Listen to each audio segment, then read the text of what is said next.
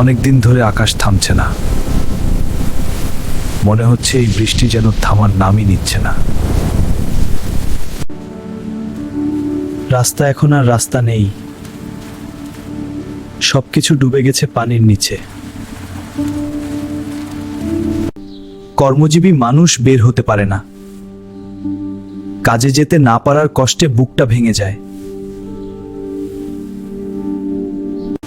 রিক্সা চালকরা দাঁড়িয়ে থাকে চুপচাপ। বৃষ্টি থামলে তবেই তারা চালাতে পারবে। সারাদিন কোনো আয় নেই। ঘরে থাকা পরিবারটার কথা ভাবলেই চোখে পানি আসে। বাস চালকরাও অসহায়। রাস্তার পানি এত বেশি, বাস চালানোই অসম্ভব। যাত্রীরা মাঝ রাস্তায় নেমে হাঁটছে, কারণ বাস আর এগোতে পারছে না।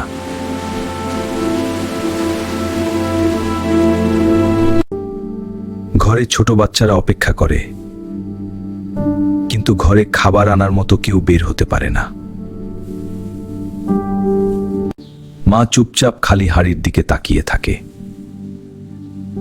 ভাবছে আজ সন্তানদের কি খাওয়াবে। এই শহর একসময় ব্যস্ত ছিল, আজ সেই শহরই থেমে গেছে বৃষ্টির পানিতে ডুবে। দিন মজুররা কাজ খুঁজে বের হয়, কিন্তু এই বৃষ্টিতে কাজই নেই কোথাও।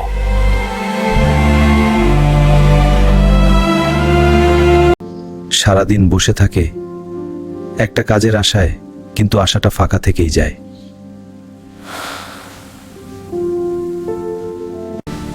কেউ কেউ বাধ্য হয়ে পানির মধ্য দিয়েই হাঁটে। জীবনের তাগিদে কষ্ট সহ্য করে এগোতে হয়। শিশুদের স্কুল বন্ধ, তাদের ছোট ছোট স্বপ্নগুলো যেন থেমে গেছে। বয়স্ক মানুষরা অসুস্থ হয়ে পড়ছে,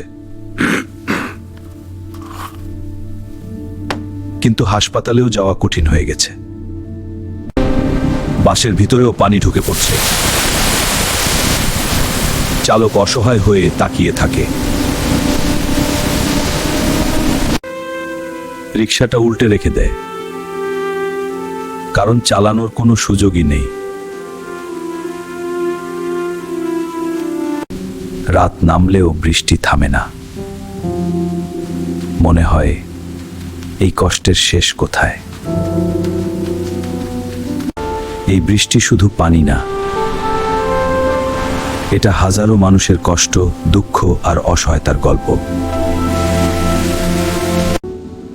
কেউ ছাদে দাঁড়িয়ে আকাশের দিকে তাকায়, মনে মনে শুধু একটা প্রশ্ন, আর কতদিন?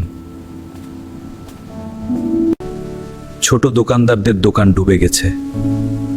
দিনের পর দিন কষ্ট করে জমানো জিনিস পানিতে ভেসে যাচ্ছে।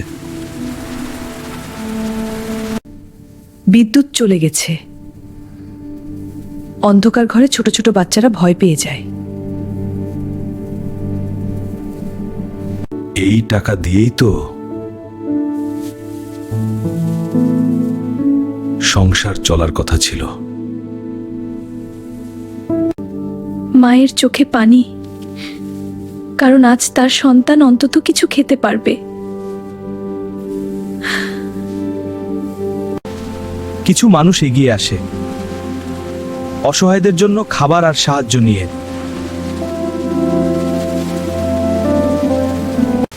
ধীরে ধীরে বৃষ্টি কমতে শুরু করে। মনে হয় অন্ধকারের পর হয়তো আলো আসবে। মানুষ আবার ঘুরে দাঁড়ানোর চেষ্টা করে, ভাঙা স্বপ্নগুলো নতুন করে গড়ার আশায়। এই শহর অনেক কষ্ট সহ্য করেছে, তবুও মানুষ থেমে থাকে না, আবার শুরু করে। প্রকৃতির কাছে আমরা ছোট, কিন্তু মানুষের সাহস আর সব্বর সহানুভূতি একসাথে থাকলে সব বিপদ কাটিয়ে ওঠা সম্ভব।